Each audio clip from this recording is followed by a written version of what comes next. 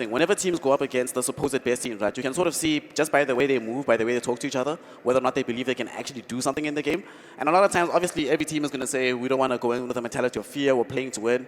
But some players actually believe it. And they actually carry themselves with the understanding that we've studied them enough, we've played enough, we're confident on our own strats, we know how to beat them. So they actually, if there's a team that can beat them, I think they're probably going to be Sin 5. Also because maybe WRG hasn't been spending as much time focusing on Sin 5. Yeah. So they have that X factor, that dark horse edge, that like, they're the enigma, basically. Like, we don't know what's in there, but neither does WRG. And they're also not scared of unconventional drafts that aren't, wouldn't say meta, but what South Africans are not really used to playing up against. So you never know what to expect from Sin 5, which is an exciting matchup to see. So I think WRG is going to have a little bit of a, a scare when they see a draft or, maybe a pocket strat or two. Yeah. They're going to have to do some sidestepping, and if anyone's going to be responsible for that, we have to bring up the name of Schlinks. Yeah, Schlinks and Sanso are probably going to be the ones that highest impact for WRG. I mean, right now in general in DotA, we see that the 4 position heroes are the most important by far. This roaming support, these kind of greedy supports, they make a lot happen. The patch right now, there's very few situations where you have a pure tri-lane versus mid-lane versus off-lane anymore. Right now, the supports have to move around a lot, and you kind of have to, as a support, try to win all your lanes instead of just specifically one lane. So in the 4 position, it gives you a lot more freedom to do that. Normally, you're playing heroes that can actually get around the map in a fast enough fashion to have an impact. Otherwise, you're running around like a dazzle. You don't really do anything. But then if you have like Ricky, Spirit Breaker, your Night Stalkers, Earthshaker, Earth Spirit, you can do stuff around the map, and you can be super impactful, like all across the map. Before your enemy team even has room to recover, you can kind of solo win the game for your team. So any team, I think your best player right now has to be your support player. Yeah. And WRG are in a really good situation because Santos has played pretty much every position on a professional capacity. I think it's just off lane he hasn't played, but he's played everything at a very high level. So even the performance of WRG, when he went from carry to support, the team got better. Even though people were like, Santos is probably the better carry on support, he still does amazing things, and that gives him a lot of depth. He understands the game in that way to help his team win. Before I get your thoughts on Santo, I just want to welcome everybody who's just joined us on stream. This is EGE. If you do get the chance, do come down. I promise you it's worth it. There's a hell of a stage. Come and meet and greet us. Meet and greet the teams. We're all waiting for you. Now, back to business. Santo. Well, knowing when to rotate is very important. A lot of South African sports don't get that right. They either TP and way too late when the mid or the safe lane carry is already about to die. Vision is exceptionally important, knowing where to ward. Unconventional warding spots. You don't want to do the obvious ones so you get easily dewarded, that type of thing. Stacking the jungle. The jungle is very important now. There's a lot more farm around the map. Just knowing where to be and when to go in, when to move out, it's very important. And a lot of South African sports don't do that to the full effect, whereas Santo and Schlinks are just, they work so well together in So that. are they the key to victory for WRG? I mean, everybody keeps trumpeting the horn of Castaway. Castaway does create a lot of space, but his supports enable him to do so. That's the point. The supports are behind the entire Makes team. me happy to hear it because I'm a support player. I love And then Whelp gets left alone to free farm.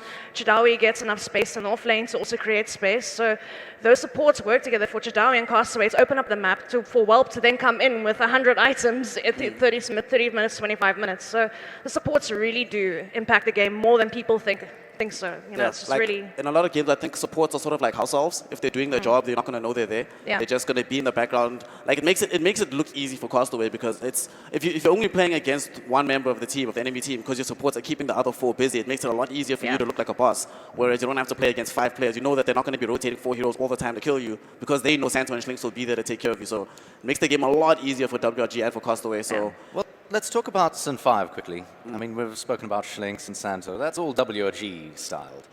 What's the equivalent here for Sin 5? Fearbender. I have to agree with Sneh. The team, I think the team lives or dies with Fearbender. Like, if he does well. Every game that I actually see Sin 5 play, I think their main priority is they like to group up a lot. Like, they like to create a situation where they can win one fight, group up as 5, take a tower, take another tier 2 tower, something like that. And normally it's predicated on how well they can allow Fearbender to actually get into that role.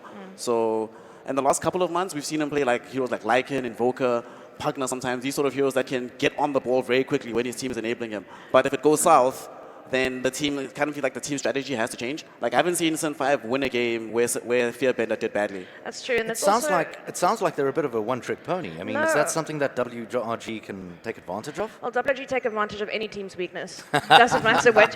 You think you're winning on kills. Yes, boys, we've ganked them. Yes, boys, we got them. And then they're still ahead of net worth. They're still on par with last hits and denies. They still somehow take objectives where, you get the whole enemy team to go gank Castaway, for instance, but then Santo and Schlinks and Whelp and the rest of them are are taking 2 towers while you like, oh yeah, we killed one. You know, it's just really hard to get on top of WRG. But one trick pony on Sinister 5, I definitely don't think so. I mean, we mentioned Fearbender also. He's one of the most versatile players I've seen. He's played, I think, 20 or 25 different heroes that I've seen games with him play, where most of the players have a 5 to 6 hero pool that you see them on average. You know, they don't really dare to pick things out of their comfort zone, where with Sinister 5, they've just got the whole hero pool to their advantage. They literally can play anything. Yeah. Well, there's a whole lot of talking that we could do. Let's take a quick glimpse at the time and at the side of Sinister 5.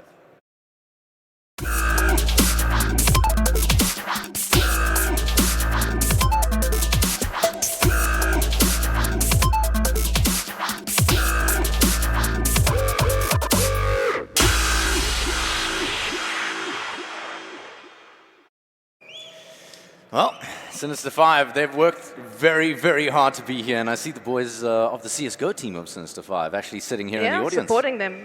Well done, guys. Nice to have you here. It's always nice. Make some noise, boys. Make some noise. There we go. I think it's always nice when you can look up and see your team shirt, your teammates, and you're like, no matter what happens in the game, you know that you're not playing alone, basically. Like, it makes it a lot easier to do. But that's something about Sinister 5 that I've seen for quite some time, ever since their formation. They've shown such a sense of unity, such a sense of strength. I feel like they really deserve to be. As I said, I met them just under a year ago when they were 3 weeks old.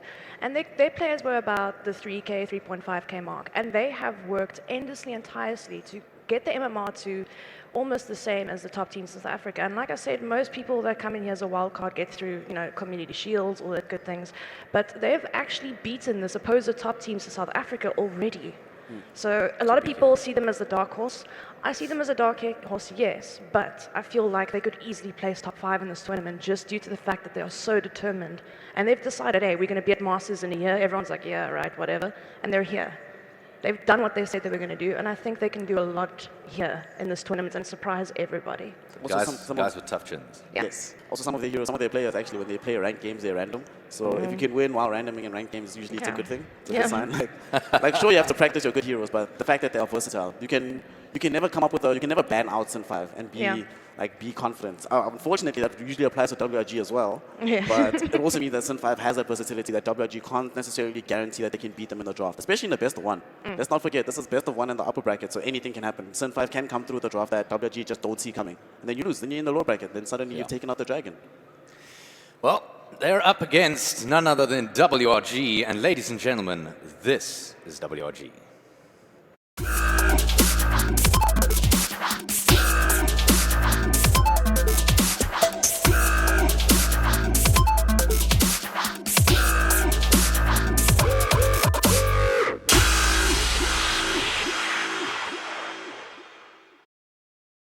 Now, these are guys who have obviously taken down the previous champions who had been seated there for approximately 5 years in the form of BVD. Yeah, they didn't. So, I mean, you can have a tough chin as Sin 5. But how tough is it going to have to be to take a hit from them?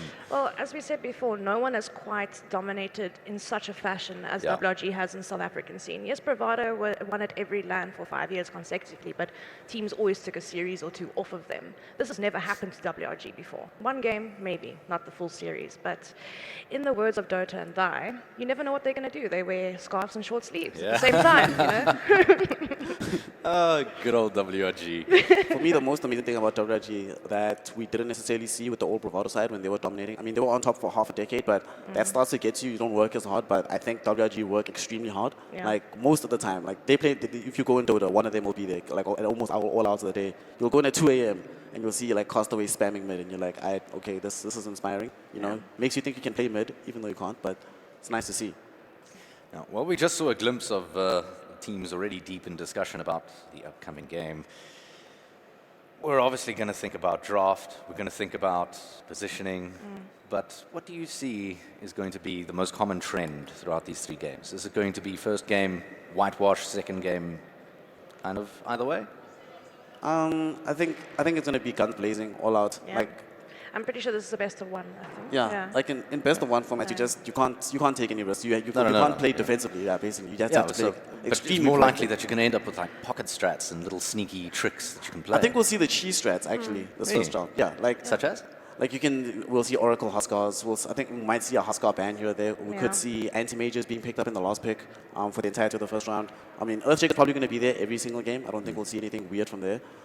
But if Tickets was in the game, which is not, thank God, we probably would see that. Sorry, Jabba. Sorry, Jabba. Also, we might see a Necroforce, like a Yeah. Necroforce or Bloodseeker. I think one of those heroes, like these are heroes that you win the lane and you can actually snowball and win the game in 12 minutes afterwards. Typical ranked picks, Abaddon or Necro, anything like to win the game quickly. But you also don't want to reveal too much in the early stages of the competition. You don't want to go reveal your best strat just to win your best of one.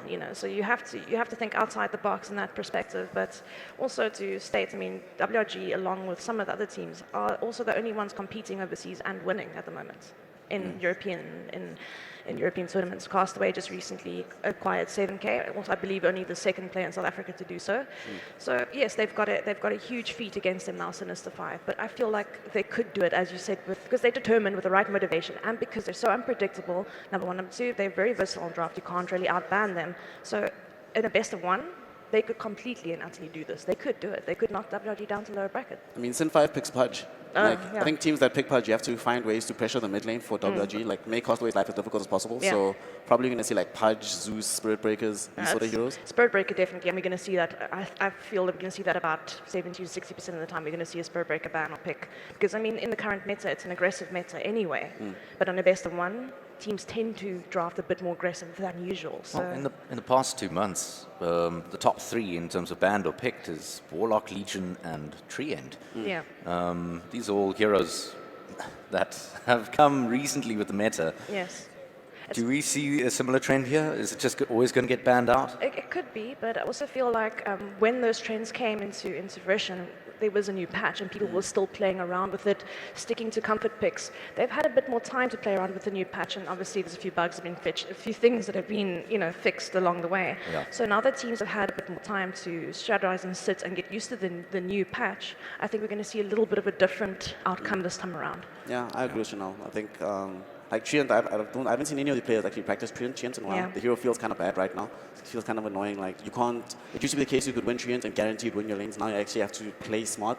And you're like, why pick Treant if you want to play smart? You want to just pick this hero to easily win. So I think we'll probably see like Ricky take the role of what Treant used to do. Yeah. Yeah, like you pick this hero. It's been a while. It's been a while. And let's not forget Odu is at the tournament. He Absolutely. popularized the support Loves the Ricky. hero. He's an absolute specialist at the Ricky. But I'll tell you who else we have Hub. as specialists, and those are our casters. They just want to say a quick good morning. In case you were wondering who we were apologizing to earlier, it's our casters, Jabba and Scarpy. Good morning, ladies, gents, and the guys out in the crowd. I'm Javid, joined by Scarpy and guys on the panel. I don't appreciate the negativity on my tickets. I just don't. If Tech is in, I'm out. I'll flip the desk, man. But I see, Jabba. It looks like you're supporting WRG there with your scarf, and all you need is a short sleeve and I support good culture. a comb over, maybe. Listen, I had a bad hair day. We were up early preparing for today. The venue looks amazing. You guys on the panel there having an absolute ball. I mean, you have an amazing view there of all the gorgeous faces out in the crowd. From what we see over here, the teams look raring and ready to go. They are out for blood. I hope it is going to be a fantastic morning of DotA. Absolutely, and I mean, both two of the best opening games. Like we couldn't have asked for anything better than this. So I'm really keen to see what's going to happen here. Well, we've got WRG, best in the business at the moment, top of the hill. I mean, this is like David and Goliath, and the boys from Sin 5 going out for blood. Like the boys on the panel said, that Sin 5 not going to back down, and they're really going to, at least, if they're going to go down, throwing out those punches and making sure that they at least make WRG bleed. Yeah, and I mean, they came in like a Trojan horse. So they're dubbing them the dark horse of this tournament up against the best team. It's the best sort of opening we can ask for early in the morning. Get that good game out of the way. Yeah, well, don't underestimate the side of Sin 5. They earned their stripes to be here. They wanted it. So back to the panel. Take it away. Thanks, Jubs. Sorry if that was the best of one between you and Scarpy. I kind of feel like Scarpy won. Whenever Techies is involved, Scarpy wins. Scarpy wins. Sorry. Well, actually, Scarpy raised a really good point there. I mean, you've said it, you kind of snuck it in there, I didn't say anything about it, but we are talking about WRG here, guys. It's out of this world that they would lose one, especially to the newcomer. It's crazy. We've been saying it all night, but I mean, come on. I think it could happen. You know why I think it could happen? Because I think it was 2 days ago, Repo made made an account on Twitter. Yeah. Like, and he had not had Twitter ever before, and he made it specifically for this tournament. So I feel like, you know, if you're willing to go on social media just before you know you're going to play WRG, you know, that takes some balls. It takes some courage. So, yeah, he's ready to put their first win. My first tweet is going to be like, beat WRG, easy, you know. I'm pretty sure he's prepared for that. A nice GG easy call. Yeah, GG Somebody easy. else did that. I can't remember. Well, Every pub game it's ever. always been. Every single pub game like ever played. But like on a serious note though, it is like you said, it's WRG. Like Yeah. It this- is, yeah. At the end of the day, it is WRG. But like we said before, they want it. So what they are- happens? What happens if Sin 5 wins? Look, they'll knock WRG to the low bracket, but WRG inevitably, if in my point of view, is still taking this tournament. I don't think we're going to see any. No one at the moment in South Africa is on their level. We're getting the skill cap is getting closer and closer and closer, where teams can take a game or two off of WRG, but to beat them, I don't think it's going to happen yet. Honestly, It could happen. Let's say it could, but I honestly don't think it would. maybe if they lose the best of one, right, it kind of shakes them a bit, and then it like messes with their confidence. You go on tilt, and then you end up losing a series. Like we've seen before, like extremely dominant team, even in the international scene, will be going very well into one of in a tournament, and then you lose one game against like a lowly ranked team, and it kind of messes with your confidence. It You don't feel, demoralizes you. yeah, you don't Yeah. feel as powerful in your strats anymore. Like I think if they lose the energy or something, then it's like whatever, we could lose the energy and still be fine. But then you lose to Sin 5, the team that you're supposed to beat. I'm pretty sure that WRG themselves aren't necessarily thinking about Sin 5 as a team. And I was Oh, yeah. like, even Costaway, I was speaking to the other day, and he was saying how they believe they're going to come first, but they haven't prepared against the other teams. They haven't focused on anyone else. Yeah, Yeah. they haven't. And also, we spoke to Ryan, well, aka Chadawi, yesterday, and he thinks that he says they think that he's overconfident. He feels like he's overconfident to win the tournament. That could also play a We factor did see in a a bit of concerned nerves. face earlier in the booth. We Yeah. did. But honestly, I feel like as a team, they've been together long enough. They're under a very good manager as well. Alvin is Oh, yeah. is really good at Spectacular. very good. He knows how to look after his players. So, and it's also the fact that they are really, really good. They work well together. That's why they're consistent. And there's been one roster change in the entire time WRG been together, which speaks for itself, to be honest. So these players know, yes, maybe one day we're a bit nervous and one day we lost a game, but they get back on that horse very quickly, which it comes from experience, obviously, from being at LANs, and also they've got quite a few LANs under their belt, whereas this is the first LAN Sinister 5 has ever been to. Yeah. So they could play a role as well. Being on LAN is hard. It is. It's really a different game. Yeah, when I you mean, have to. when you beat someone at a scrim or a VS gaming match, and and you go, yes, we beat Bravado or we beat Energy. It's a completely different setting at a LAN because teams play differently at LANs. They really do. And talk about a land, guys. What a spectacular place Oh, this yeah. is. Look at this panel. It's beautiful. It's absolutely stunning. Guys, if you get the chance, all of you sitting on stream right now, do pop on down. It is definitely worth it. Come and meet and greet us. I'm sure Succubus would love to give you a little smile. There you go. Why me? Why not Snare? Oh, Snare, you want to give him a little smile? People see you smile all the time. Like, Yeah, yeah. So people are tired of it now. Okay, well, I'm seen as the raging person in Yeah, games, so so people don't Speaking really. of rage, actually. Speaking of rage, this meta has been described to me before as the Divide patch. Oh, yeah. In other words, just go, fight. It's an aggressive Now we're meta. we're dealing with a best of one, where it's usually kind of aggressive. What kind of nuts are we looking at here? 3v3 mid. This is how it's going to happen. Every time I see these games where it's like a lot of high pressure, Yeah. invariably it ends up with like 5 or 6 heroes TPing into the mid lane, and you're like, what is this? Where did this extra hero come from? What's going on here? Like, it actually kind of feels like now Dota has a mid lane and 2 off lanes. But that also it also means that high mobility heroes are more valued these days. I mean, Yeah. we spoke about it the other night. Blink being one of the most essential items to buy on almost Blink, any hero. Blink and 4-star. Generally, you see both.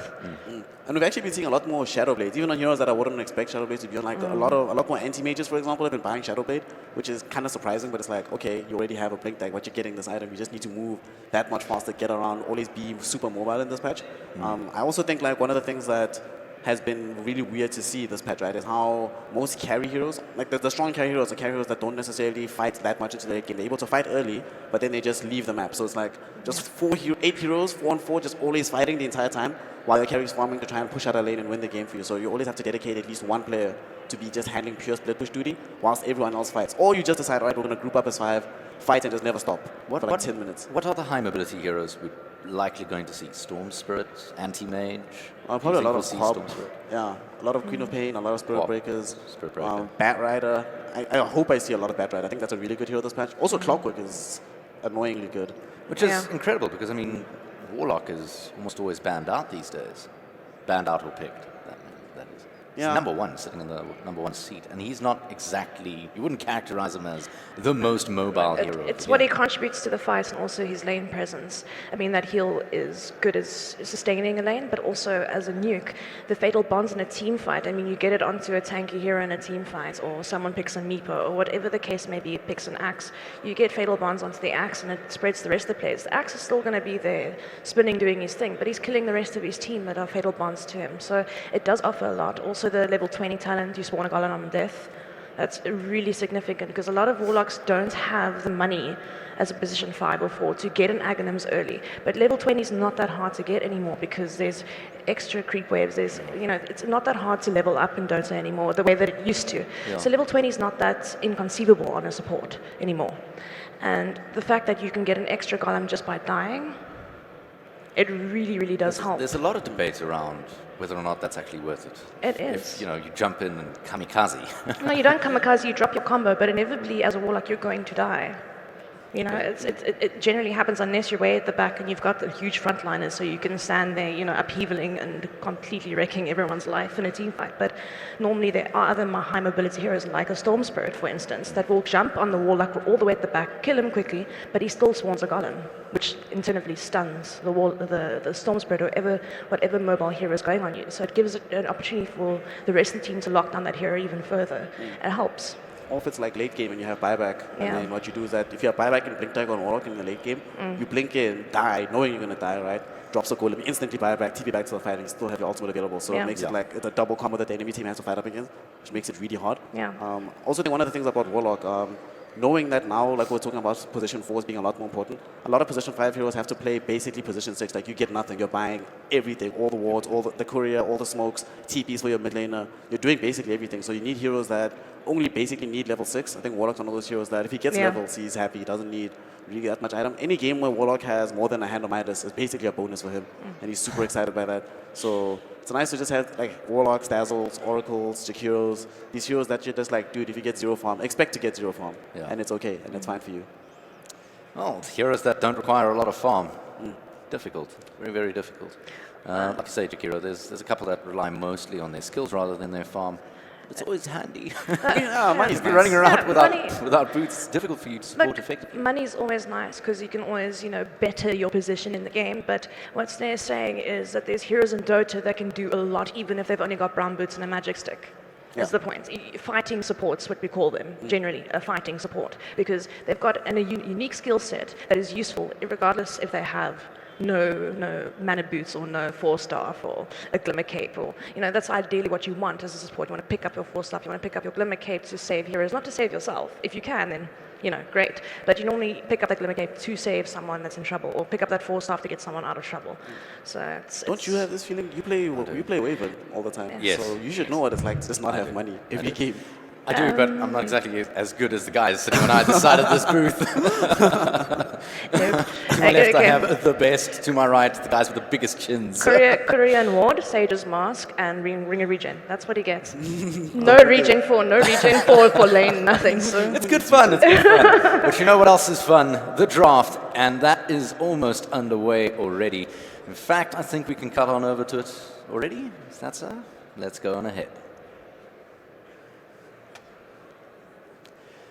Right, so, I mean, we've been talking heroes this whole time. I actually wanted to ask about Centaur Warrunner. Not entirely sure he's going to happen. It'll probably appear in like one game, Yeah. maybe like APG or Pulse will pick it. I don't know.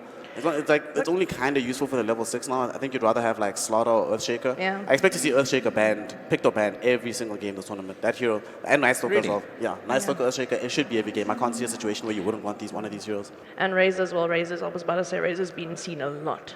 Well, recently as Razor's- well. And you don't want to play against it. No. It's also the perfect, it's a tank anti-carry, but it also becomes devastating because it steals the damage that your carry is doing. So it's not only doing his damage, it's doing double the damage. So it's very viable. But here we have Viper. Man, I'm so glad they picked This Viper. year. Wow, that's Ooh, very quick. AA. This is the first time we've seen AA at a LAN in a while. In such a long time. Like Yeah. the last event that we were at, I was so surprised not to see Ancient Apparition. We actually have not seen it this year at all. Picked or banned at all, yeah. Which is so strange because I think this hero is extremely powerful, especially if you have another hero like Nyx Assassin to enable you to get those AA Ice Blasts out. Oh, yes. So right now, WRG's their lane and mid game presence is extremely strong at the moment. This is what probably 4 position Nyx. I think they can probably angle for a better offlaner. They could, but you know what I have seen recently as a trend is AA going mid as well. Yeah, I've seen a which few. is- It is annoying, but it's not as effective as you would like it to be. I don't think it fits Castaway's playstyle though. No, not at all. He Not kind at of all. likes these go ham on your heroes, and I think it loses super badly to Viper. So Of course, yeah. rather deal with that. And Viper Omni, that's going to be a super annoying combo. Like this Viper's actually never going to die. Yeah. Incredibly strong laning presence, the Omni Knight. He can bring so much staying power just in the form of the heal. Yeah. And obviously he picks up those mana boots. Becomes really, really difficult for him to get knocked out of that lane. It's also really hard to run away from the Onion Knight because of the degen aura. You've slowed to hell and back, and then obviously then the Viper adds that with these attack animation as well. So running away from these two heroes, if they do combo up in a lane, it's not fun at all because he just runs up to you, slows you, heal bombs you, and then Viper just gets to right click you down, and there's literally nothing you can do, especially if he's leveling up his corrosive skin as well, because you just end up taking more damage than you're doing to the Viper. It's also kind of hard. It's kind of hard to play that combo versus the AA though. AA is one of the better heroes versus Viper. Yeah. With the Ice Blast. Also, it's super good versus Omni Knight. I'm kind of surprised that they picked it immediately afterwards. I mean, he heals effectively negated, but he does have the free BKB, so that could be a factor as well. And the fact that if they do come to, say, a base race, he can get Aghanims and then make his buildings immune, so a double glyph essentially. So that could also be a factor. But Omni Knight in general is a great hero to have in a team fight because he can stop a lot of damage. WRG, they are kind of scared of cheese, banning Drow and Huskar. These are Yeah. like heroes that are good with Omni as well as heroes that are good with Viper. They pick Wind Ranger. This is a hero that I thought I'd see, right? But I wasn't sure which team was actually going to have the guts to pick it. It's one of those like super temperamental heroes. When it wins incredibly hard, but it can also lose games. But in this case, I think it's fine because you have if you can get the Shackle Shot out on the Omni Knight, there's nothing you can do. Like it becomes an ultimately useless hero. Look, for me, it's got a very powerful disable, extremely It good is your nuke. favorite, It is one of my favorite heroes, yes. Very good nuke, and also it's quite effective at pushing towers. So it is, and especially now with the level 20 talent, I believe, you go invis with your wind run, so you're essentially a weaver, so it's easier to get away. You inevitably get a blink or 4-stuff on her anyway. So if they want to use her to split push, they definitely can. Get a quick Aghanim's Desolator up, there's your tower completely destroyed. And there's your Jakiro. Yep. Jack had to come out. Position So. 6. Yeah, this is a position 6 Jakiro. He's gonna hate life in terms of his form, but Sinister 5 are doing the Sin 5 thing. They're gearing up to have a situation where they can win early fights, move forward, take down towers. Like you have 2 pushing heroes. Viper pushes decently well and Jakiro pushes amazingly well. So WRG are gonna have to play rather defensively. This might actually force them, we're seeing the Jakiro come out, might force them to put the Nyx Assassin on the position 3 so that they can get the level 6 faster out of him. I think he needs to be able to move around very early on in the game and like target the Jakiro, take him out of the fight so that they don't lose their towers in case they lose small fights. Because it's quite hard to fight into the early game into Viper, Jakiro, and Omni Knight. Now, the liquid fire is also a huge problem against towers. And the fact that it just adds the damage over time aspect, which they have with Viper as well. So it's really hard to play against that. And then, of course, the breathe fire also slows you down. So it's slow upon damage over time. It's going to be really hard early game for these heroes. Ooh, Monkey King, something we haven't seen in a long time. This is starting to look very, very early game orientated. Monkey King, like you say. Oh my god, Monkey What's King. going on? Who drafts Monkey King? Honestly, like, For me, Sinister 5 does. Monkey King is not as good as it used to be, but it's still a good roadman ganker. It still can be very effective. Yes, you can't do Basher anymore, which made him absolutely ridiculous, but he's still an effective ganker, and they don't have things like a Coddle, for instance, to spot him in the trees. They can't pick Coddle now. They've already got their position 4 and 5. unless they use Windrunners in mid, but I mean, I don't see that happening. And then they've also got an Underlord, so now we've got the two supports, Ancient Apparition, Nexus Assassin. Underlord's most likely going to be the off lane. Windrunner, possibly mid. I don't see Welp playing that as a carry, to be honest. He could, it's very risky, but I don't see it happening. It fits Castaway's play style way more. So now you don't really, you can use Power Shot to seed Monkey King through the trees, but you can't Power Shot continuously. Like when you have Castle with Aghanims and a gem, then you can see Monkey King complete I'm just counter. kind of concerned about how Sinister 5 are going to start team fights, because at this point, all they can do to engage in the fights is Ice Path, maybe a decent Bounder Strike from the Monkey King, but generally it's going to have to rely on like Viper just running in with the Omni-Knight Repel on him. And then they have this Underlord hero, right? An Underlord AA just posting up and sitting there can delay your push for so long. Yeah, they can. And power shots every now and then also just like completely demolish the creep wave. So I don't know, looking kind of rough for Sinister 5. I was hoping like they could have actually gotten Earthshaker instead of picking up this Monkey King, or even the Rasta that just got banned now. No, they definitely could have. Yeah, the Rasta was also a very viable option, but also another thing to consider is the Nyx Assassin Spy Carapace. What? Yeah, the Nyx Assassin Spy Carapace is also really good against the stun of Monkey King. You can time that easily, and then Monkey King gets stunned himself, taken down easily. Guys, do you feel like just the way things stand at the moment, WRG wins it if they go late game? Which has the stronger late game lineup here? Like right now, WRG's late game is generally better. I don't know, like you can make an argument for Monkey King, because I think it's probably going to be carry Monkey King now. You can make an argument for how that hero gets in the ultra late game. It's good in the laning phase, it's really good against Underlord, but I think WRG is probably better off right now for the late game. All they have to do is pick a hero for Welp which doesn't fall off, so get a Sven. I think probably Sven, probably the better pick here, or Juggernaut. I think Juggernaut or Lifesteal actually. They need something to be able to get out of the X marks the spot from Kunkka. Yeah. Otherwise, they're just going to keep getting ganked and ran on in that lane. So you just need a way to survive the laning phase. Yeah, There they we go go, to we get Juggernauts. Juggernauts, yeah. That's what you have to do right now. So right now, Sinister 5, all they need to do is group up very early on. I think if by 15 minutes there's like 2 or 3 towers still up from the WRG side, I think it looks really bad for Sinister 5. Right. So that's going to round up your draft for game 1 of this EGE tournament. Guys, if you do get the chance, come on down and take a look. In the meantime, though, we're going to hand you over to the expert hands of Jabba and Scarpy. Take it away, boys.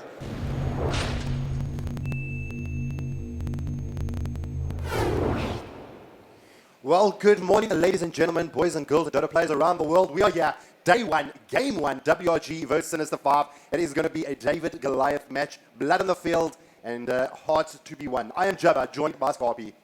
Yeah, man, you hit the nail on the head there. David and Goliath story here, and I'm pretty sure Sinister 5 have got a pocket full of stones willing to throw it at these giants. And this draft, it's crazy. We're seeing a core Monkey King, something that we haven't seen a lot of. It's definitely a position that we're going to see him in a lot more, I think. But it seems like WRG did their homework. They were prepared for Sinister 5 going for this push chat. They went straight up and picked up that Ancient Apparition. They want to shut down this sort of 5-man pushing strategy that Sinister 5 have been showcasing as of late, and has been very successful for them. So WRG didn't come in here unprepared for this team by any means. So we're going to see how this pans out for them. I do favor WRG a little bit here with the draft. Well, they do have a well-rounded draft, but looking at the side of Sin 5, they've got a little bit of a Monkey King being played in a POS 1 position. I know recently it hasn't been run as the carry role. How do you think that's going to fare as the matchup continues? Well, I mean, that's the thing, right? We've seen a little bit of it, but we haven't seen a huge amount of information to help us out to understand how Monkey King is really going to evolve into the game. Whereas WRG, they have sort of a lineup that we're kind of more accustomed to. So it seems to be the more comfortable draft. Sinister 5 definitely going for something unorthodox. Traxin is playing on the pos for greedy Kunkka. He already picked up boots pretty early as well as the smoke, so he's going to be a bit greedy here. All right, well, I know when the draft was going on, you and I actually were talking about the Omni pickup with the Viper. Now, you drop the Repel onto the Viper. The Corrosive Skin started chunking down AA as well. Does that help the side of Sin 5? Yeah. Is that going to be like a major factor for them? It's one of the things, like Viper's just a difficult hero to deal with. He's got the Corrosive Skin, he's going to deal with this huge amount of medical damage that WRG have. So, I mean, Fearbender, he's going to have that sort of boring game where he just stands on the front line, gets punched in the face a little bit, and then hopefully turns the team fight around for his team. So they're going for early smoke here. Sin 5 trying to spot out Castaway. He gets himself the hell on out of there. And they're going to secure themselves to this bottom ruin, but the same token, WRG is going to get themselves the top battle begins. So they didn't find any trades just yet. And Traxion though. He's going to run into the likes of Chadawi and Santo. Couple of right clicks coming out. Repo comes into the action. X marks the spot down onto the next. They get a double stun. Aghanim's in the vicinity. The fire from the skies comes down. Santo trying to get himself out of there. If they can actually try and block him off, this could actually be really big. Repo only got the dual breath. Doesn't have the last path and just out of range of the dual breath. And Santo's going to be able to get himself out. get himself out of there. Yeah, if that dual bridge just nicked Santo there, he was in big trouble. He had 3 stacks of Jenga Mastery on him, and one more hit would have been a big problem for him. Good stun coming out from Santo again, but he's X'd up again. He's going to fall very low. He should go down, and First Blood will go away. First Blood, Sinister 5. We told you it was going to be action-packed, and they may actually be able to bring down Chadawi. No, he's a bit of a tanky little bugger. And they've already picked up First Blood. Sin 5, I please. they are living up to the words that they say. They are not backing down. Yeah, Reaper preparing that stew, man. He's preparing that rabbit stew, and yeah, he gets First Blood. The Australian paying off a little bit here. They are going up against a dual lane, so they do need to be a little bit successful here. They are going to have a little bit of XP being shared amongst the two of them, so if they can sort of shut down at least one of these two heroes, they can definitely sort of secure themselves at least a win in the same. But X marks again, Chadawi's in trouble. The fire comes down, dual breath, Chadawi gets stunned out by Santo. The body block comes in from Traxian. Chadawi may go down here, hold on to your hats. And he bites the dust. Santo not being able to keep his teammate alive. And they lost the Nyx. They've lost the Underlord. Sinister 5 doing it for the boys in the top lane.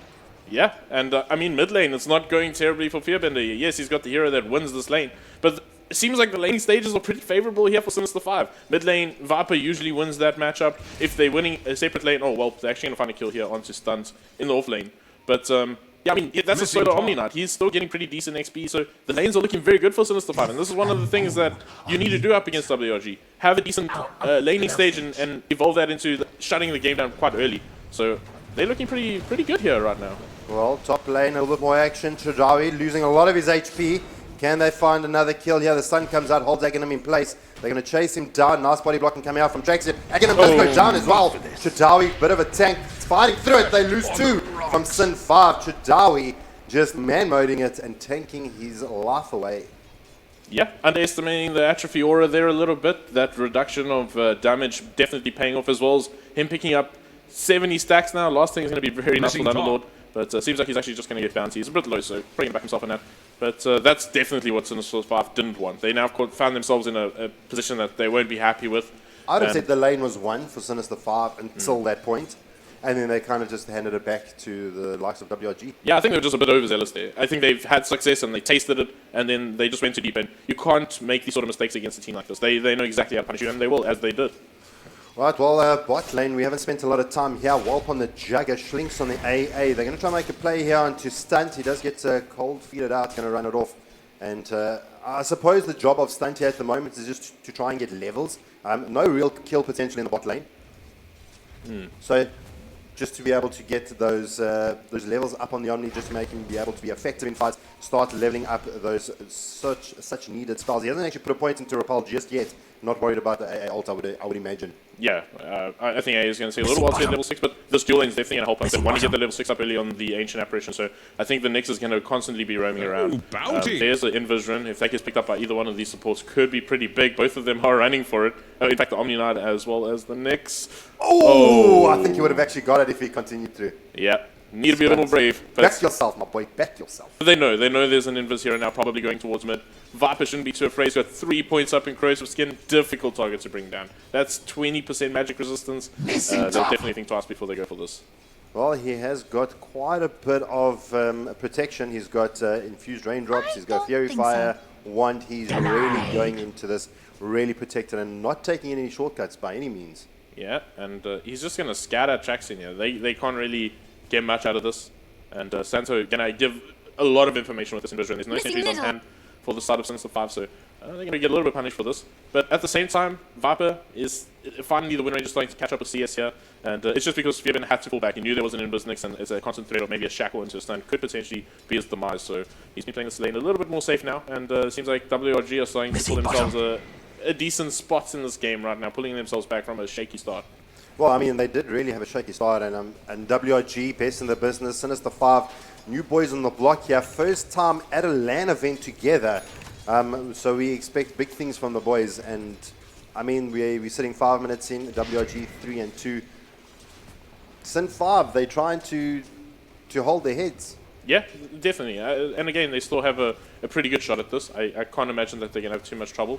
It's just WRG having just their experience is going to be a major issue, especially at LAN. Like you said, they're fresh to the LAN scenario, but mid lane, ooh, there's going to be a little bit of a go here. Shackle's going to latch Santo, taking a lot of damage. He actually should go down here. This should be a kill. Fearbender will find it and find himself a kill. So that's really nice for him. And Fearbender actually doing extremely well. He is on Viper, however. I mean, it is a Viper. It is a Viper. He's tanky hero, collects the lower the HP, the harder he hits as well. And Santo just getting caught out, just making sure Castaway lived as well. He almost seemed that he ran back into Sinister 5 just to maybe back that off. But here comes Traxion, X on the Castaway. Torrent is loaded, not going to catch. The wind run has been used out. And a little bit of a rotation coming out from Reaper, not being able to benefit any from that at all. Yeah, and Castaway is going to have to go Shrine up now. So, yeah, they forced out the Shrine. That's all right for them. That is a successful rotation. Fearbender found himself a kill. So Sinister 5 will be happy with that. They still got a little bit of work ahead of them. The net worth is sort of leaning in the direction of WRG currently. But it's still early days. But again, once you start giving a little bit of space to WRG, it can really fall out of control very quickly. So Sinister 5 need to step on this and squash this bug while it's here. Well, what kind of spikings can we expect here from the teams? What are the big items, the big moments in the game that we should expect for this game to absolutely explode? Is it maybe Shadowblade on the Viper? Is it going to be the Blink on the Jugger? What kind of things could we expect? Sorry, but, top lane. Top lane, they do drop the pit. They can bring down the fire. Aghanim's trying to get himself out of there. Santo, Shadawi running through the trees. Can they get away? Trexon's coming on the sidelines. Aghanim's not giving up. Very low HP here. Xbox a spot onto Torrent. Shadawi does take a blow. Aghanim's does clean out Santo. Does go down in the bot lane though. And now Traxion, top lane, Traxion has done an amazing job. They lose 2 from WRG. They lost the Omni Knight though.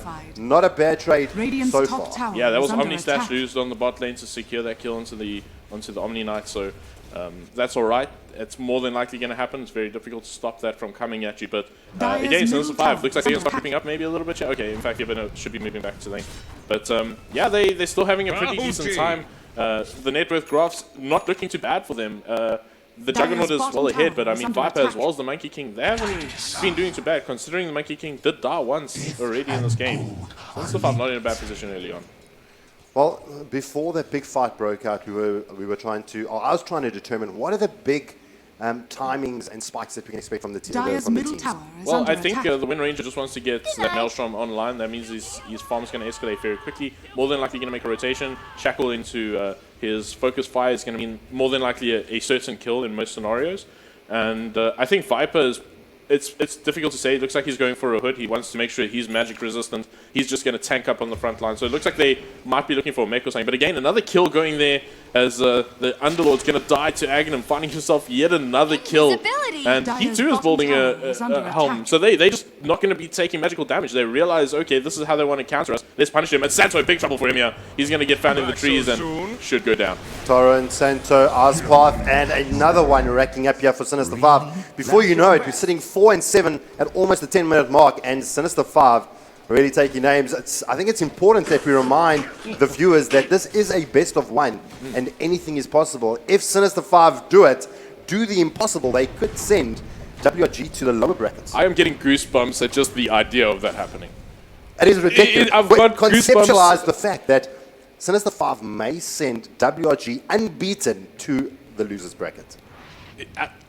I'll cast the next game without pants on. I'm going to take you up there. Bot lane though, that low HP comes in, gets the heal off onto Fearbender. They do lose Schlinks. And the side from Sinister 5, they're not giving up. They get the rotations in.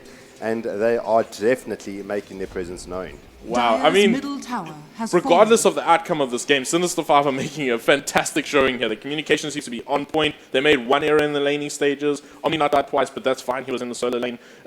It's Sinister 5, they almost flawless game from them so far. And WRG, they sort of in shambles here. They're getting caught by surprise by a game that they might have thought, okay, this is probably going to be the easier one. These are the underdogs coming into the tournament. But Sinister 5, they're going to have none of that. They're just looking so hot right now. Oh, yeah, it may be cold in Cape Town, but it is hot in this game. They've kind of left Walpia alone. They've got 3 players here from the side of Sinister 5 grouping around. Correction, strike that. It's actually 4 players from Sinister 5. They wanted this tier 1. Yeah. I find this crazy, right? All of them are buildings, it seems to be hoods. They want to be tanky and just break your buildings down. They want to try and get the level 20 onto this Viper, he can just destroy buildings with that. Oh, they're going to catch up Fearbender here, but he's so tanky, so they just can't do anything. The repels on him. Well, has to TP himself on out immediately, and it's going to be Chidawi left alone here, and Fearbender's actually going to TP himself out to safety. Well, looking in the mid lane, Castaway getting gone on instant TPs coming around, surrounded by 3, and the boundless strike keeping Castaway in place, and Sinister 5, TPs after TPs after TPs. Oh man. Where am I going to put my pads? You know, the funny thing is, they have an Underlord on WRG, and Sinister 5 is more mobile. This is absolutely ridiculous. Yeah, like I say, communication on point. They've definitely prepared themselves for this game. Even though it seems like WRG came in aware of what's the plans of Sinister 5 are, they've thought ahead. They're one step ahead, it seems. But again, you can't cap WRG out. You make an error here, they're going to make you pay. So they've got to keep this intensity up. They've got to make sure that they keep the pressure constantly and don't allow any sort of space. We can already see the Jungle still maintaining that net worth lead, and the Wind Ranger sort of catching up, even though he's died a couple of times. So well, they lost the Monkey King. They're now going to go into Schlinks. He's going to get caught out. He's going to go down, so it's going to be a trade. Not a very even trade, but they do make it 1-for-1. Yeah, and I mean, this Jakiro is going to start to be a bit of an issue. He's got 3 points up into Liquid Fire. These buildings are going to take a lot of punishment. They don't have really any sort of answer to that. The chip damage is going to come down onto these towers. Is going to start to grow, escalating. Tier 1 tower should go down now, for sure, in the favor of Sinister 5. Well, we do have WRG conglomerating around the back here. They may get the deny off. The root comes out. Can they get the last right click? They're not even bothered. The repel comes out, keeping Reaper safe. The tower has been denied by Chidawi. Not being able to snack up that nice chunk of gold there. Reaper getting himself out of there. Did get a ulted. And the side of Sin 5 get away pretty much free of charge. They do lose the actual kill on the tower. But still, Tier 1 tower down, dusted, cleaned up. And time to move on to a couple of the other objectives. Yeah, I mean, again, we look at Fearbender's build. He's going for Blade Mail now. He's just saying, you guys can't hit me. I mean, I have Repel on me. I've got a... In fact. Oh, Shackle shot. Castaway missing that. And Fearbender just going to walk himself away there. Santo has actually got his ult up, scouting out what's happening. And was actually going to time out, so he got himself the hell out of there before he got caught. Yeah, and it seems like they're going to group up, and there could be a big team fight in the mid lane here. And still, I think it favors Sinister 5 in a sense here. They got the Kunkka, he's got his level 6 up, the boat's going to be very important. Of course, the rum is just so huge in these team fights. We've spoken about the sustain that they have with itemization and the heroes. The Cocoa Rum on top of that is a major issue for the side of WRG. I really want to know what are they discussing? How do we deal with this? To slow this push down, or do we try and take it to the late game? I feel like that is more than likely what WRG are discussing though. Well, I'm just having a look at item progressions, and maybe something you can explain to me quickly is we have Fearbender, picked up Lord of Defiance, as well as Monkey King. Hold that fort though, top lane. Well, being surrounded by 2. There's X marks the spot. Omni Slash being used. There's the run by the strike. And well, how does it feel to be dead? AL coming in, not going to actually land on anyone, and a little bit of a miss there. But is under attack. Yeah, I mean, double Lord of Defiance on Monkey King and Fearbender. Yeah, I mean, again, Puck does stack in a sense. Oh, they're actually going to cancel TP here of the Kunkka. And Samson needs to be careful. He could be in a bit of a pickle here. He does have his spike carapace up. You can see the boundless strike come through. Oh, beautiful waste. Unbelievable. Santo. Aghanims, that was... you see, he stopped the animation. He stopped the animation before the carapace actually stunned him out. Beautiful play there. Decimated per Mr. Santo. And... yeah, I believe we have a replay. If we can get a replay of that really quickly. Yeah, we see Aghanim here. He's going to scat at that Sanso quickly, gets a stun down. He reacts pretty quickly. He comes through, cancels that stun coming through twice, apologies, and make sure that he does get the damage down on Sanso and secures that kill. Man, well played. Just the game sense, you know, you just see it here and you just want to right-click it down and right-click it down. So, unbelievably well played there. I mean, it wasn't like a big deal, but just the game sense to like pull back. So good. I'm waiting to see the Dark Rift plays coming in from the Underlord. Yeah, I think it's going to be just for escape. Look at this Monkey King diving deep. Aghanims going in deep. Tier 1 tower has been glyphed out, shackled up the Monkey King, dancing around the trees. Fearbender gets spotted out. They do get the kill onto the mid Tier 1. And this time around, they do manage to get themselves that bit of gold here. The plan is, what do Sin 5 do from this point? All Tier 1s are down. The next objective, maybe the pit. Where do we go from here? Well, I think they just want to break down towers. They want to make sure that the lanes, like Whelp's doing a great job here. He's pushing out these side lanes, making sure, okay, if Sinister 5 are going to take objectives, we punish them in the sense that we're going to put pressure on their tier 2 tower. There is, however, Hero, the monkey team is here, and actually going to jump in. He's got rotations coming in, and Santo could be in a lot of trouble here, as, he'll go down very quickly. And Surprise, surprise. and here's the thing, right? They got the two helmet dominators on the heroes who are extremely tanky, so they don't need to be 5 all the time. Fearbend is extremely tanky. They're not too concerned about leaving him alone. Reaper might want to get out of here. He could be in a pickle, but they're happy with this. Look at this. They're just trying to chase WRG around the map, and oh man. Castaway, he's in a lot of trouble. He's going to go down more than likely. He's trying to escape. He's got an urn charge on him. He's juking around the trees. He's a dancing queen. He's going to get himself out of this one. He's running uphill. Oh my god. Really, they got to catch him. Surely the creep are blocking stunts. No. Oh wow. He's got a TP on him. No, this is, you can't. Oh wow. Castaway surviving by the skin of his teeth. TP's out. Easy business and RIP. I'm embarrassed. That was oh man, Sinister will be kicking themselves over that one. But those creep blocking stunt that he couldn't walk uphill, oh, that was just so unlucky.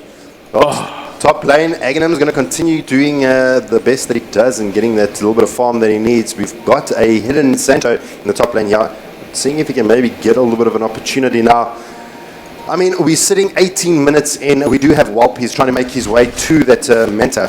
What timing should we have expected? Is he still on line for it? Has it been a little bit of a rough game for him? Or is he on par to making this a good time? I think he's in a fine place, but he's still sort of going to struggle in these team fights. The sustain coming out from the opposing team is just so tremendous. So he needs to get his items up very quickly. He's still doing a good job. He's topping out that net worth charts quite comfortably. But his impact's only going to be told once maybe he gets that Diffusal Blade online after the Manta. Then we're going to really expect him to sort of make plays. If he got an earlier Manta, maybe some sort of use, but he's trying to utilize this now just to find himself that farm. But he's actually getting hunted down in the jungle here, as they don't really have vision and will be scattered by the wards from the side of WRG, but will get a quick reward for themselves. Is that a gem? On Is there no? Yeah, there's a gem on the Kunkka. This is really nice from. This is something that a lot of teams just don't want to do against WRG. Too much of a risk to lose 900 gold. Get that gem up. No, get the but vision next, game. you need it. With the next, that threat, constant threat of him scouting you out. It is, I think it's an absolutely crucial pickup that they actually need. No, absolutely. But not only that, this vision game that they're just going to shut down WRG in that sense. WRG are going for a tier 2 tower here, and I don't know if they're going to be able to respond for this one. And they haven't managed to push up the lane, so maybe a bit of an error coming out here from Sinister 5 with this trade. They're going to glyph it up, but it seems like no rotations. I really like this position here from WRG. You can see the 3 players here from WRG are pushing down this tier 2. And we had Castaway sitting at the shrine, just making sure that when the reinforcements from Sin 5 come in, he's able to actually take advantage of that and smack whoever comes up that hill to the shrine. But it looks like Sin 5 don't want a part of that tier 2 tower being lost at the top, and they're going to put pressure on this bottom tier 2 as well. The AL comes in, lands on 3, X marks the spot, going to try and bring back our Reaper that was in the top lane, just throwing down the occupier to stop that push, brings him back, and putting a lot of pressure on his tier 3 in the bot lane. Yeah, that's some risky stuff. Tier 3 towers taking a little bit of chip damage here potentially from WRG, but they should find a killer here on Sujidawi in the bot lane. He's damn tanky though. Wow, difficult hero to bring down, but oh man. Oh, they're going to do it. They're going to do it. They're going to get the tier 2 as well. And they lose the Underlord. Sinister 5. We are sitting 5 and 14, 20 minutes in favor of Sinister 5. This is crazy. This is 19 kills in 21 minutes. It's just Sinister 5. They're not only getting objectives, they're finding kills constantly. They're doing such a great job. But I mean, we say that WRG are still ahead in net worth. Sinister 5 need to sort of do something here if they want to sort of close this game out. It's still a scary situation for them. They seem to be ahead, but financially, it is WRG that is leading it, and it's a bit of a concern. But the thing is, as a player, you don't know who's ahead. Yeah. You don't know the net worth. We had the opportunity to look at the net worth, investigate it, and see it. The way that WRG is playing is feeling like they behind. Yeah. I mean, you look at the scoreboard and you say like 5 for 14 boys, we are behind, and they're actually not. They're actually up in net worth, but there's a mental game to this as well. Yeah. So one of the more important things, I suppose, when you look at the net worth difference, I think Sinister 5 are potentially aware that they're behind in net worth because they didn't really go farming items on any of their cores. They went defensive items in a sense. They went Hood and Vanguard onto the Monkey King. The Viper went pure defensive with Blade Mail and a completed pipe. So they know that they're just here to fight. They're not here to get ahead. They want to shut this game down very early. 5-man smoke coming through the jungle now. If they find something with this, they're going to potentially look for a high ground objective or even just the Roshan. But they definitely know what they need to do right now, and it seems like they're going to go for the execution. But WRG, they're privy to this. They're hiding in the trees. They realize no one's on the map. They must use a smoke. And yeah, I think the time's up for Sinister 5. I think the WRG should get themselves in a scan just off the mark. But Dire's bottom tower there we go. is The under smoke's over, and they didn't get anything out of that. So that's a little bit of a... His compatriot, the pee themselves out of there and get away from that smoke. It was something that was needed. Sinister 5, they're trying to keep up the advantage. They are sitting ahead in terms of kills, but they need something that can break the back of WRG. Yeah, so I think one of the mistakes of them taking that smoke is that it's nighttime, and the Monkey King can get a lot more during the daytime with his tree dance because he gets a lot more vision. At night, such a minimal amount of vision, so they couldn't utilize that to their advantage with the smokes. So I suppose maybe that's a bit of an error from Sinister 5, but they want to utilize their time very efficiently. Yeah, they need to make sure they're finding objectives, but I mean, they just need to wait now 30 more seconds from now to pray a minute from when they did use it. And but maybe they're going to utilize another smoke. A tier 2 tower in the mid. But again, WRG just making pretty good trades. They're really pushing out the top lane here, and tier 3 towers under siege once again. AL comes in, connects on 2. They're going to have stun, trying to right-click down the tower. Repels himself, Aghanim's up on the trees. There may be a defense coming here. We do have the 2 players here from the side of WRG in the top lane. X marks the spot onto Santo. There comes the Carapace boat. They're going to try and bring down Santo. Traxian, is it going to be enough? It does bring it down. Aghanim rocks up to the party just to get their last hit. And the side of Sinister 5, they get the mid-tier 2 and get themselves out of there. They defend the top lane. They are playing, where's the rabbit? Yeah, this is I mean, we just saw now Fearbender is so ridiculously tanky. As soon as they go on him, he switches to strength treads, gets that extra bit of HP. It's just so difficult to get through. The AA tried to freeze him up. The Juggernaut was right-clicking him. He was just shrugging it off. He is a difficult hero to kill right now. He's going for the Dragon Lance, more than likely into the 4-stop, so he's going to start having a lot more stats, still making more difficult to bring down, but definitely seems like Sinister 5 are going for these early game items. They got Shadow Blade complete now on the Monkey King, so finally got some sort of damage dealing ability. Traxian finds Santo, has the gem, so now Santo does get caught out. Aspath comes down, the AL comes in as well. Santo gets the stun off onto Reaper. They manage to bring him down. Now Aghanim gets himself the kill onto Santo. The boat comes in. Gonna find the one. Shlinks and Castaway get out of there. The torrent comes down. Is gonna try and slow them down while looking for some right clicks. They pop the shrine and the rest of Sin 5 is gonna get out of there. They've lost Repo. They lost Aghanims. All for the Knicks. Yeah, great trade there for the side of WRG. A good 600 net worth going in their favor there, and in a good position of the map. So the gem, however, wasn't brought down. I think that's something that they definitely want. They want to find their Kunkka. They want to make sure that they can shut him down. But Traxian has been doing a great job at keeping with his positioning, making sure he's not in a vulnerable sort of spot for WRG to catch him at. And that's one of the strengths of Traxian on the support role. He's just really good at positioning himself well. Well, I mean, we're now at the point where it's 7 for 16. WRG is putting a lot of pressure on. The Knicks can pretty much take down Repo before the side of Sin 5 can actually bring him down. Maybe a little bit more of a threat than initially anticipated. Yeah, I think there is a lot of big threats now. Whelp's completed his Diffusal Blade. He's getting that Blink Dagger pretty soon. Actually, he should be getting it in the next wave here. So he is going to be a major concern. We saw the amount of damage he was dealing in that previous team fight. That is scary. The Wind Ranger Ags up. This is a tremendous amount of damage. This is where that hero spikes very well, and more than likely going to look to maybe find a couple of objectives or make a team fight or two. But the funny thing is, we were talking about how Sinister 5 want to find these objectives, but the trades seem to have been unfavorable to them currently. They've got no tier 2 tower standing, whereas WRG still hold one with full HP currently. So it seems like Sinister 5 are aware of that. They're trying to push out the top lane, but it's a scary movement to be going here without a pick-off. And bot lane's pushing in again. So WRG just mirroring the movements of Sinister 5 and out-farming them just due to the atomization. Well, the question is, I mean, we've got Juggernaut, we have got Wind Ranger. They do really well towards the later part of the game. They just scale really well. Looking at the side of Sinister 5, I feel that maybe the Viper, he's gotten very tanky, not much damage in terms of the amount of damage he's outputting. Monkey King potentially can hit really hard towards the late game. Do you think that there's a specific timing that if Sin 5 want to win this, they're going to have to look at a specific timing? But we'll come back to that top lane.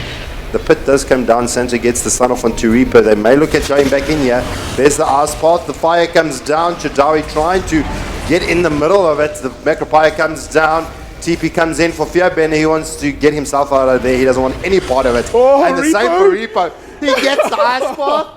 And he just pulled a Harry Houdini. And bot lane. Oh, that was a close one there. That was going to be more than likely the demise of Castaway, but he also managed to get a TP out. So both sides escaping with by the skin of their teeth. But Sinister 5, they're still keeping this pressure up. But WRG are just doing their thing right now. They've fallen behind. It's fine. It's fine. We know how to deal with this. They're not too concerned. They've got cool heads in the booth there. Sinister 5, they've got their blood's boiling now. They got this lead. They want to maintain it. So we'll see who's gonna come out ahead here. The team that really wants it badly, or the cool heads of WRG. Well, the question is who stands to win the late game? Just hero-wise, not where the game is at the moment, but Traction immediately spots out Santo. He goes in first. But sorry for you, Santo. There is a gem up onto the Kunkka. Santo can't get out of their stunt. He's going to man mode it, block Santo in there, and he's just going to take it. I'll take that. Late game, 100% going to be in the favor of WRG. They're just farming a lot more efficiently. Their heroes are better in that sense. Everyone scales far better than the side of Sinister 5. But Sinister 5, they're doing well enough. They can secure Roshan with that pick-off because this is a very important pick-off for them. Nyx is someone who can disrupt this potentially. So, yeah, there we go. Actually, also is going to try to scat that out. But I don't know if they fight this one. Seems like they are grouping up. Do they have a smoke on A? There we go, AA Blast. This is the biggest problem for them. This AA Blast is going to be coming into the Roche pit. He's not only going to give them away, but make Roshan and the potential Roche pit fight very difficult for them. Yeah, and WG immediately knew what they were up to. They stopped the likes of Sin5 from taking the pit.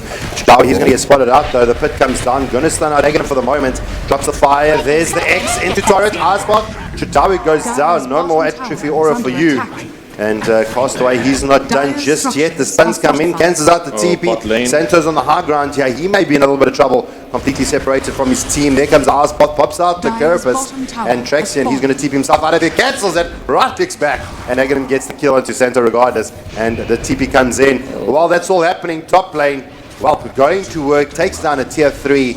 And X marks the spot. It's not going to work as Blade Fury is not going to allow that to happen. Tier 3 tower down, mid lane still big fight though. They're looking for Castaway, he's in trouble, got a good shackle to buy himself some time, but they will find the kill on him. So that's alright for him. That's 3 down on the side of WRG. They might actually look for a trade here, find that tier 3 tower, catch themselves on up, realizing that they are 1 down themselves. It seems like that is what Sinister 5 are going to do. They don't want to go into the pit. They know the AA blast is going to be up in a couple of seconds. So they're definitely looking up to the high ground here. Well, he's still pretty strong. He's got the blink back online. He can definitely defend this one. And good malice. Pit comes down, ball comes in. There's the Wukong's command throwing it out, just trying to keep the side of WRG away from the tier 3. We do get the blink in. Wop throws off the Omni Slash, decimates Repo. Fearbender gets cold feeded out. He may go down here as well. He does. While Parat clicking like a beaut. Traction gets brought down as well. 3 down for the side of Sinister 5. And the rest of the team is bailing as fast as they can. But Chadawi gets himself in there, trying to slow down Aghanims. Can the WRG close the gap, get there quick enough? Castaway, the right clicks, focus fire, and Aghanim bites the dust. Castaway gets himself a beautiful double kill. And Chadawi just doing enough work to keep Mr. Aghanim in place so that he can't get away. And Sinister 5, before you know it, you blink, and you've lost 4 of your players. Yeah, WRG doing some heartbreaking stuff here. They just sort of brutal at this stage. They went for the high ground attempt and they got punished very badly for it. And they had a poor trade where they lost their tier 3 tower. TP's got cancelled by stuns and they're going to lose a Raxia. This is very, very tough. It's a tough biscuit to bite here. But, one mistake and you lose 1 Rax already. Chadawi channeling up the Dark Rift. He's going to be able to get himself out. No, X marks the spot just off. And not being able to take Santo with the Underlord with him, and yeah, mistakes were made. But Sin 5, I mean, where do we go from this point? Losing that per Rax. Yeah, this is pretty painful for them. It was Amelia Rax as well, so that's very, very unfortunate. That lane is completely lost for them. They got to keep it pushed out now. They're under a lot more pressure. So Roshan needs to be picked up for them, but it's so difficult with the Ancient Apparition and the potential Nyx roaming around there. They lost the gem as well, I believe. So things are sort of swaying a little bit in a towards WRG's way. So with the 8K net worth lead for them, it's starting to look like WRG are pulling this game back together, and Sinister 5 just missed their timing. Just missed their timing, unfortunately. I mean, how hard of a pill do you have to swallow to know that you've done almost everything right the entire game? You make one error in team fights, and before you know it, you lose a melee lane of racks. It's really difficult, but I'm quite sure these guys are not going to be demoralized. They're going up against the best team in South Africa. They really just went completely balls to the wall. They were not afraid of anything, and they tried something different. It started working, and they just missed their timing. Unfortunately. And WRG, you give them a little gap, and they're going to take it, and they did so. Santo finds a career, and oh man, that's tough, and that's a 4-star recipe. In fact, I think that is for the. Who was that for?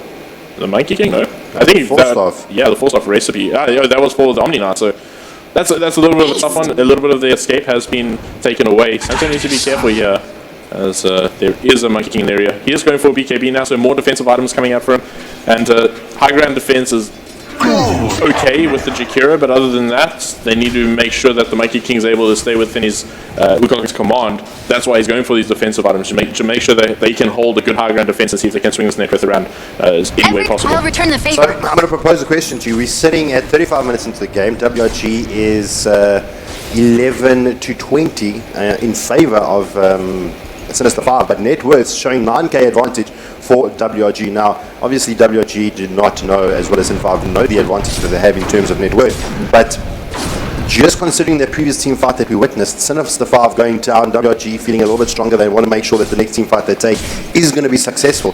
What do Sinister 5 need to do to stop all the harassment from WRG? I think they're in a very difficult position right now. They're looking towards Roche, but there's an AA blast coming through. It's going to absolutely foil their plans here. They just can't do this fast enough. They don't have damaged items.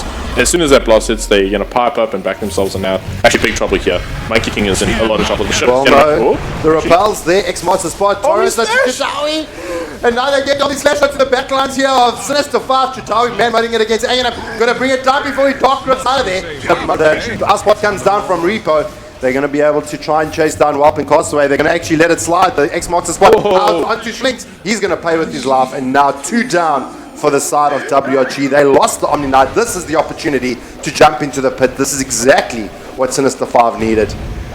That Omni Slash was so unlucky. It bounced once on a hero and then like 6 times on Roshan, and then didn't hit any heroes. That was just so unfortunate there for Walp. But it's RNG. It's part of the game, and it's a tough pill to swallow. But Sinister 5, they'll take that. They'll be happy with that, because that Omni Slash should have killed at least the support, but it did nothing at the end of the day. The RNG gods. Yeah. Do not smile. I mean, look at what Juggernaut's doing right now. You take an objective and he punishes you. Dire's top tower is under attack. If we can get a replay of that Roche fight, we can maybe see that Omni Slash where it went wrong. The AL came in.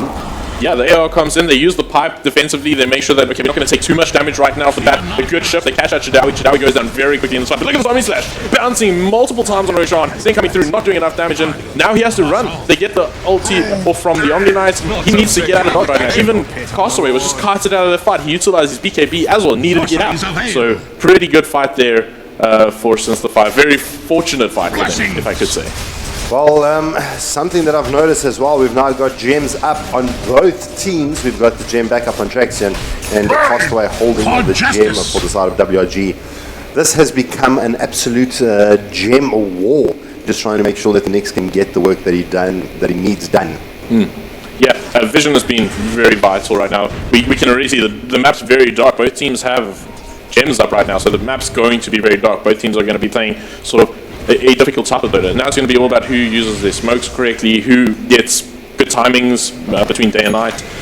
And unfortunately, I think nighttime doesn't favor Sinister 5. Like I said a bit earlier, that the Monkey King needs to be careful. Something that we also didn't touch on, Monkey King can't really use tree dance defensively all that often. You jump into a tree, Wind Ranger is going to be able to just shoot the tree down and you stun for a long duration of time. I think it's 4 seconds, if I'm not mistaken. No, I think you're correct. So it's a scary thing to jump into the trees as a Monkey King. That's why I think wait for the Shadow Blade so that they can sort of be evasive and stay alive. But no bash to stop him here, so he'll be able to TP himself out. And Sanso, he too, is going to get himself out of dodge.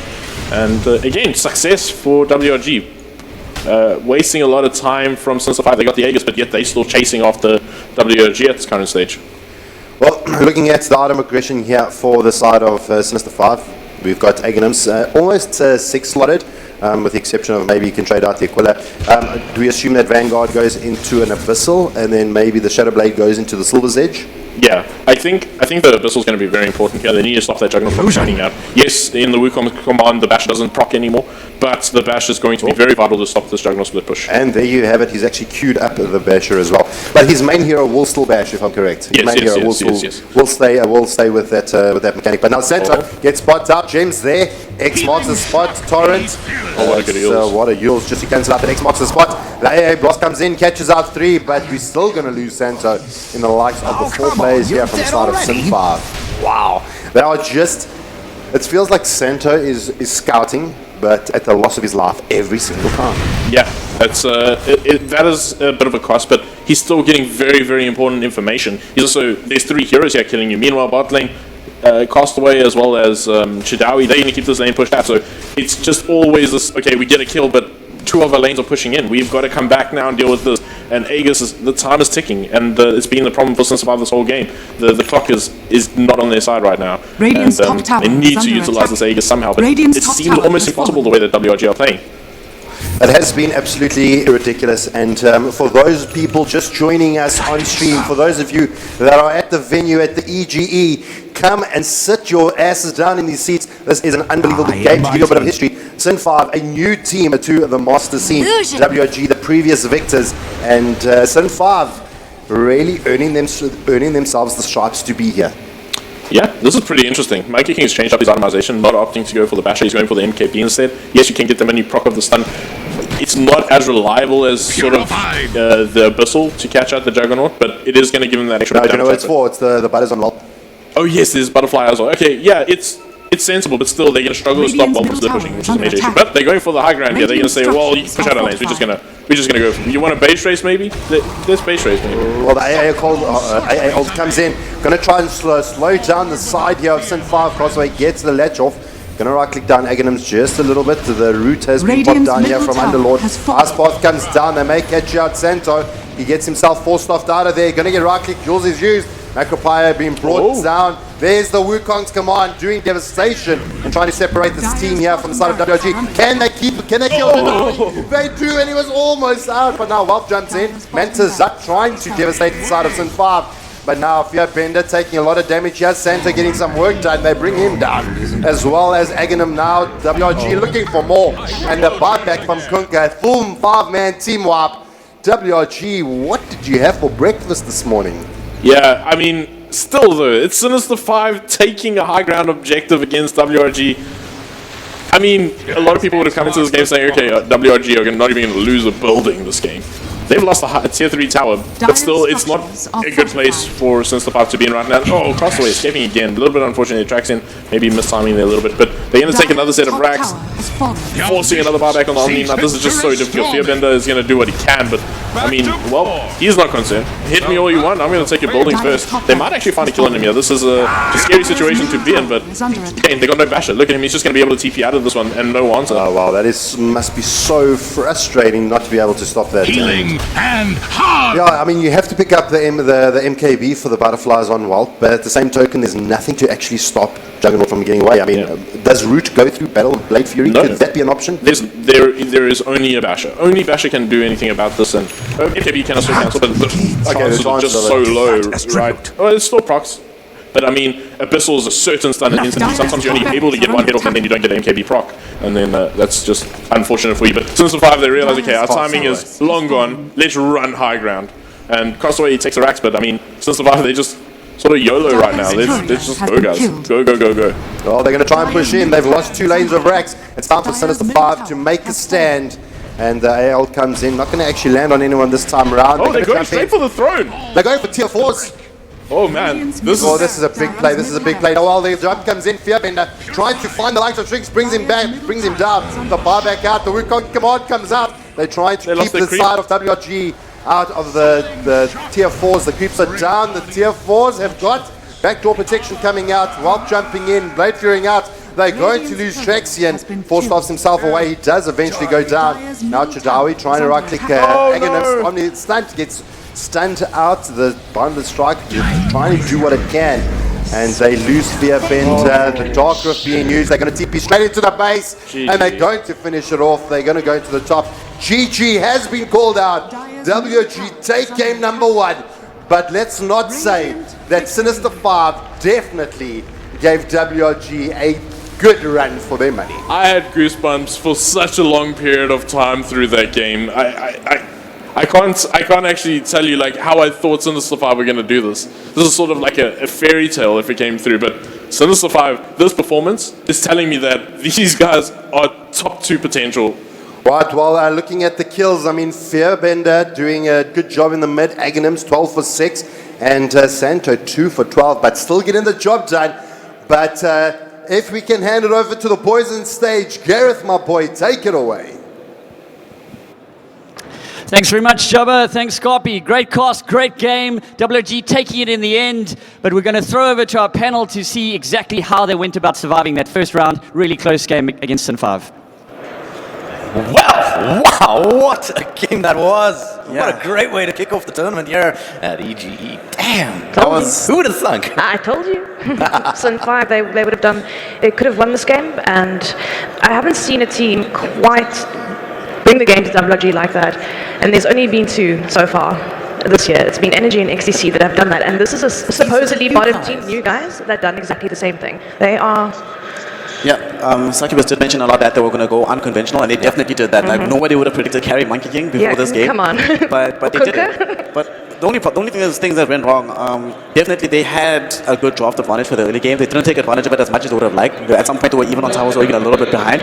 But they were playing really well. They weren't farming as fast, but they didn't have heroes that can farm that quickly. They were doing what they needed to do, but they literally made 2 mistakes, in my opinion, that lost in that game. There was a team fight at 30 minutes that they won decisively around the Roshan pit. And instead of going to take the easy Rosh, they tried to go for high ground and instantly Castaway brought back, demolished them, and then they lost like 4 members in the team fight. Yeah. And you're like, oh, suddenly you lose Rags. Me and Snake were both, don't push, don't do it. And they did it, they lose Rags instantly afterwards. And you're like, okay, that wasn't necessarily a good play. But then it didn't seem like that got them that badly. It didn't really affect them until about 38 minutes into the game as well, like not long afterwards, where they take another fight that they win. They decide to go try to push high ground. They succeed in taking the tier 3 tower, and then as they're backing off, Santo goes in, baits them into a bad fight, and then they came back into the fight, take the bait, they lose absolutely everybody. Buy back 3 times, but then I mean, do we feel, I don't know about you, but I certainly got the feeling, as someone who's more ignorant than knowledgeable, that WOG was playing the reactive game rather than the go chase after them. It was Sinister 5 that was going up against them, constantly chasing that victory. You have to commend Sanso and his play. I know it looks like he died a lot, he was doing stupid things, but he was doing 2 things. Number 1, creating space where Sinister 5 would constantly get 2 or 3 heroes to go and kill Sanso because it's a free kill. But while he's doing that, they're committing those heroes teeping in. You know, you can see Whelp and Costway keeping, the split push up and eventually chipping away at the racks. So not only is he giving information to the positioning of WRG, the positioning of Sinister 5, but he's also creating space at the same time. Yeah. So that maneuver from the Nyx Assassin, for me, was really, really excellent play. I think it was also respect being shown by WRG. They recognize that these guys are actually willing to come and fight us. And in a pure 5v5 straight up fight, we're not necessarily confident we can always take them, or rather we send Santo to just die. Like you could see a lot of time, like Chanel was saying, when he would move in such a way that he knows he's going to die. He knows that's his actual objective. And then he dies, he's like, okay guys, this is exactly where they are. It's okay. Don't have to fight them in this place. Well, I believe Gareth, our dear old friend, the MC, has got a few words with one of the players. Let's go to him.